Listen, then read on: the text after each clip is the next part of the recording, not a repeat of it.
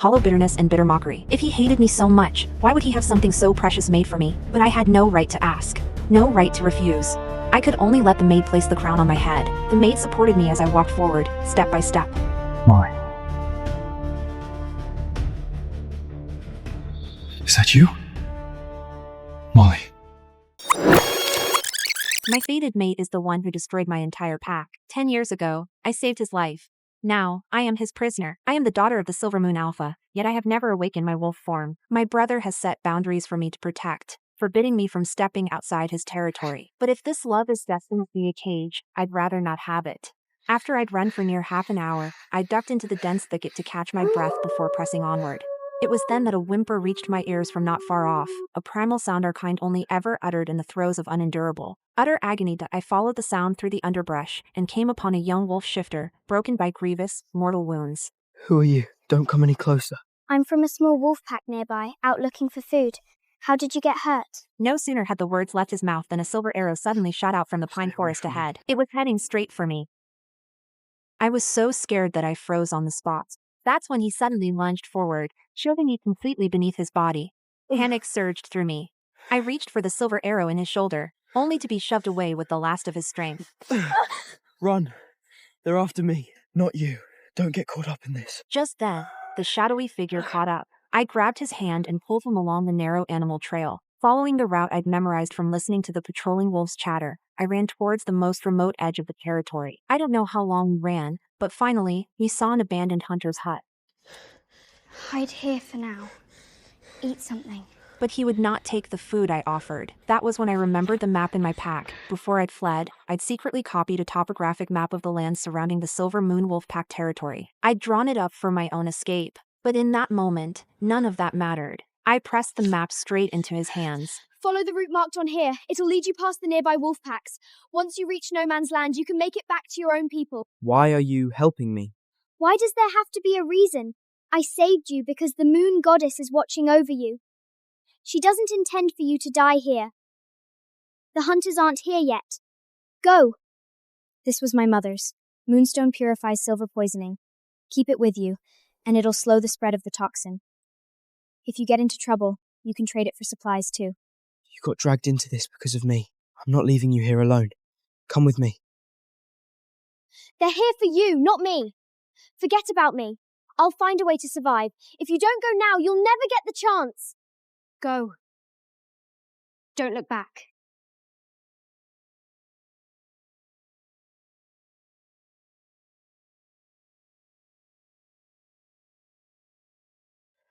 Jenica!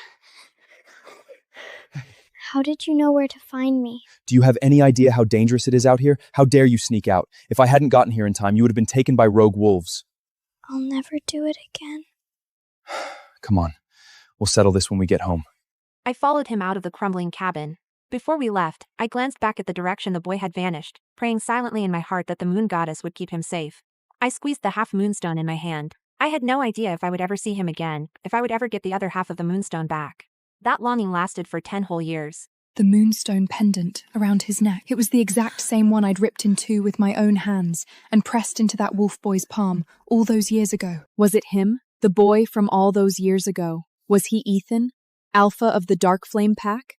The woman at his side wore a gown embroidered with the intricate Dark Flame clan crest, a mark only those closest to the Alpha were permitted to bear. She clung to Ethan's arm, looking up at him every few seconds. She was declaring her status to everyone in the room. The Dark Flame Beta spotted me in the cage. He ripped the long blade from his waist and charged straight for the cage. The blade was inches from slamming into the cage when Ethan suddenly lifted his hand and closed it around the sharpened steel. Kyle. Ethan walked straight toward the cage. He reached through the bars, his hand closing around my jaw, forcing me to lift my head and look at him. Fated mate. The blood debt the Silver Moon Plaque owes us, I will repay it 1,000 times over. Their heir is still at large. Keeping this princess alive serves a purpose. I wanted to ask him if he was the wounded boy from all those years ago, but the words died on my lips. He was the Alpha of the Dark Flame Pack, the man who destroyed my people. My enemy. If you want revenge, take it out on me. I'm the Silver Moon Princess. Please, spare the others. They never had anything to do with the war. Spare them? When Silver Moon allied with 3 other packs to slaughter the Dark Flame, They cut my father's head off and hung it from your territory marker for 3 whole days. They didn't even leave him a body to bury. Did Silver Moon spare anyone back then? Later, word came from the clan. To pacify the remaining Silver Moon loyalists, the Dark Flame Elders had made a decision. Ethan would bind himself to me in the sacred fated mating bond. Ethan refused. That was also when I learned the truth. He'd already had a love, a woman he'd been searching for all these years. She'd gone missing.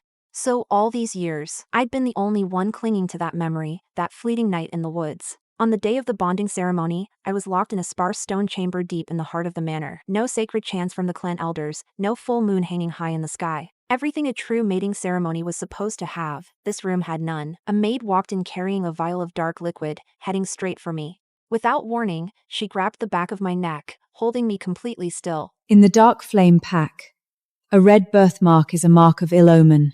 It must be covered. I bowed my head, letting her pour the liquid over the birthmark on my skin. It was the only thing I had left. The only thing tying me to the past. The maid then brought in a crown. She said the Alpha had ordered it prepared for me. I stared at the crown, my chest filling with endless, hollow bitterness and bitter mockery. If he hated me so much, why would he have something so precious made for me? But I had no right to ask. No right to refuse. I could only let the maid place the crown on my head. The maid supported me as I walked forward, step by step. Why?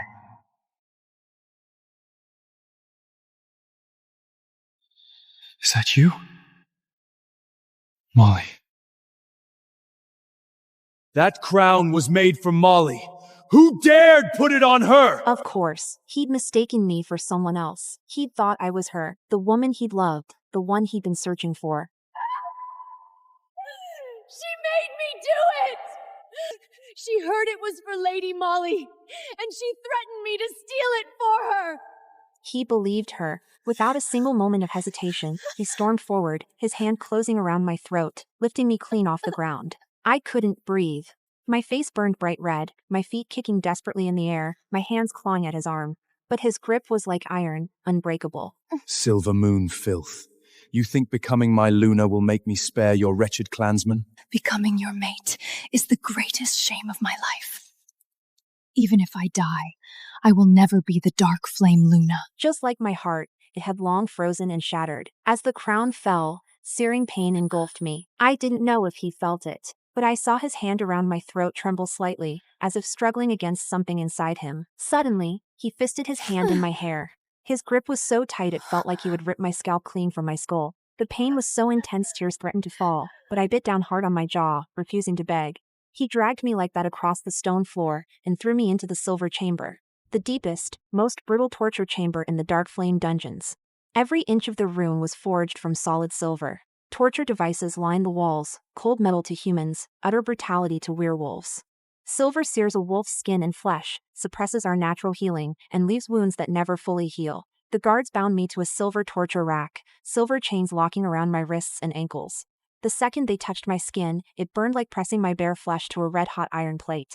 The chains quickly tore through my skin, blood seeping out, dripping down my arms and legs onto the silver floor below. The bright, cold metal reflected the dark pool of blood gathering beneath me. Outside the silver chamber, in the master bedroom at the top of the manor, Ethan sat in a chair by the window. One hand clenched so tight around the armrest his nails dug deep into the wood, leaving 5 deep claw marks in their wake. His other hand pressed hard against his chest. His knuckles whitened, veins bulged on his wrists, brows furrowed tight. Through our fated bond, every ounce of pain I endured in the silver chamber transferred perfectly to him. When a silver needle pierced my fingertip, his finger twitched. When silver chains burned my wrist, an eerie red mark appeared on his. But he didn't call it off. He just sat there, silently enduring the backlash of the mating bond, holding on through sheer force of will, fueled by nothing but hatred. He didn't make a single sound. No one knew we were fated mates. That's when Vivian arrived. She wore an opulent deep red gown, completely out of place in the damp, dark silver chamber. She walked slowly toward me, licked her foot, and pressed it down hard on my already mangled hand, the one the silver needles had pierced through. She ground her heel into the wound, hard. My hand curled beneath her foot,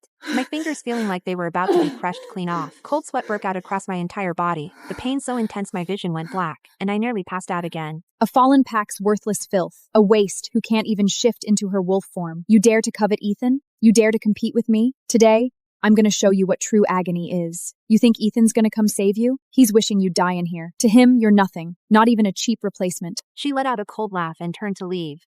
The hem of her deep red gown brushed across my face, carrying a gust of wind on its wake. She insulted me to my face, and she stole the pack's territory maps, planning to leak our secrets to the enemy packs. Treat her well. The guards' eyes lit up with cruel, bloodthirsty excitement, and they stepped toward me, one by one. Their smiles were grotesque, ugly. One of them had already half-shifted into his wolf form, his claws extending, scraping against the silver floor with a high-pitched, ear-splitting screech. They grabbed my dress and ripped it clean off my body. Wolf claws raked across my skin, slicing through flesh like butter, blood spilling across the floor. A scream tore its way out of my throat.